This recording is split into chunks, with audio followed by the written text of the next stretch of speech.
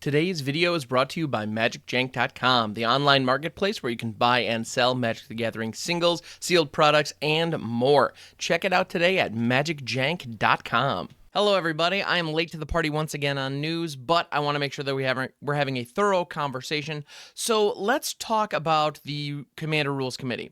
So we had a ban, last week, huge stir up, and as a result, the Rules Committee got a ton of harassment and a ton of threats. Unacceptable behavior, not okay.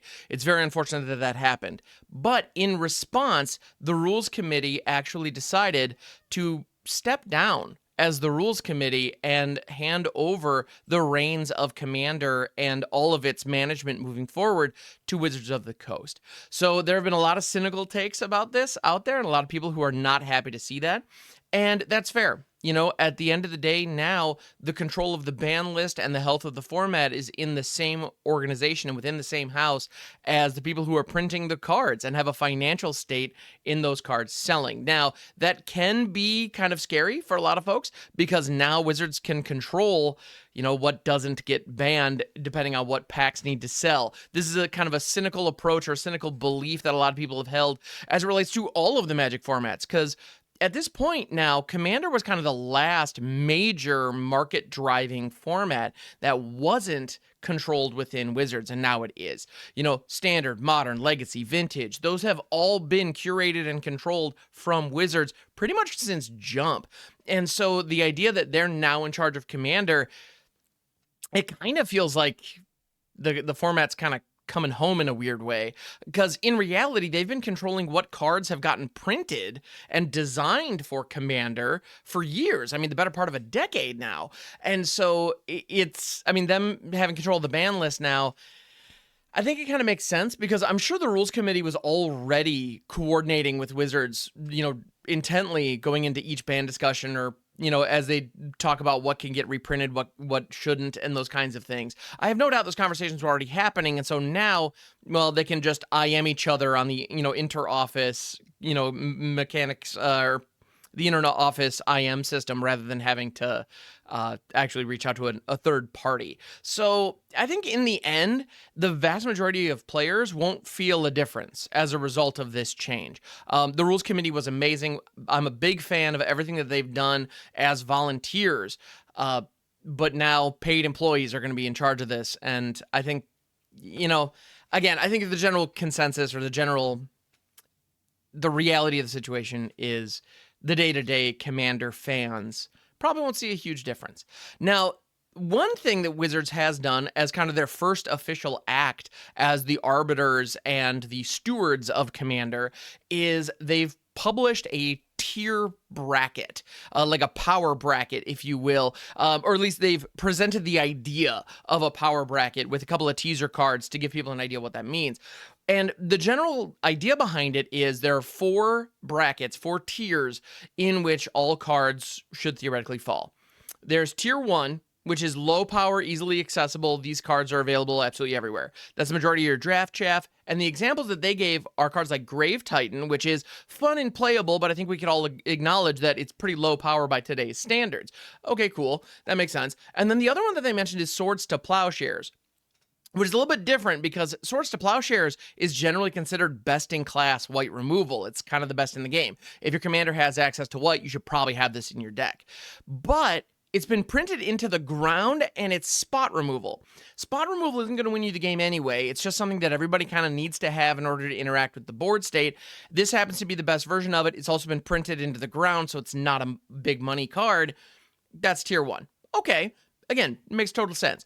We then have tier 2, where the examples they used were Thalia, Guardian of Thraben, and Fabricate, which are definitely a step up, but also pretty inexpensive, or the impact that they have on the board isn't necessarily going to be game defining, but it will be present. And so they're a little more powerful, maybe a little harder to get their hands on, okay, but not like game breaking. Again, nobody's calling for any of these to be banned, I'm sure. And so the majority of tier 2 cards are going to be the good cards that in their niche can perform well without being backbreaking and, super, super problematic. Then we have tier 3. The examples that they gave us were Personal Tutor and Dranith Magistrate. It's kind of interesting that we look at like Thalia, Guardian of Thraben at tier 2, and then Dranith Magistrate at tier 3. Like they're both kind of prison stacks pieces, but one is a bit stronger in the format than the other. So, all right, makes sense. And then Personal Tutor, it's a powerful card in its own right, but it's kind of narrow in what you can get. So, all right, cool. And then tier 4. Highest power level, and I think this is where the majority of the cards are going to be. Whenever you hear someone called like, oh, well, why isn't X on the ban list? I have a feeling tier 4 is where those cards are going to live. The examples that they gave us were Vampiric Tutor and Armageddon. We have one of the best in class, most efficient tutors in the entire game. That is a big money card that's difficult to get your hands on. And it will almost, like, not completely, but like it can mitigate the downside of having a 100-card singleton deck in a very extreme way, while being an expensive card. So those two factors means that it's at a very high level. That makes great sense. And then Armageddon is one that most casual pods have just kind of soft banned. It's one of those things where if you bust out an Armageddon without disclosing that your deck has it in the Rule 0 conversation, you will probably not get asked to play with those people again, or they will be very hesitant to play against you again, because running Armageddon is a taboo. It's this, it's a kind of a big deal. Mass land destruction, generally considered not okay. And with, understandably so, the impact that it has on a board and on the vibe of a table is pretty significant. And so that being tier 4 makes perfect sense. It's one of those cards that I think a lot of people would argue should be banned anyway. But so having a tier where the cards that are bannably good but not banned can exist there. Okay, cool. Now we have this tier structure where we can all kind of agree or disagree, frankly, over where certain cards fall. But Wizards is going to publish, commonly played commander cards and what tiers they believe they fall into. Now, this looks like the kind of system that can be easily min-maxed and gamed. And honestly, yes, it can be. But at the end of the day, all of this is ultimately irrelevant. How you play with the other people at the table is a social agreement and a discourse that you're stepping into. There's no hard and fast rules. This gives us some granularity, though, to help us guide those conversations.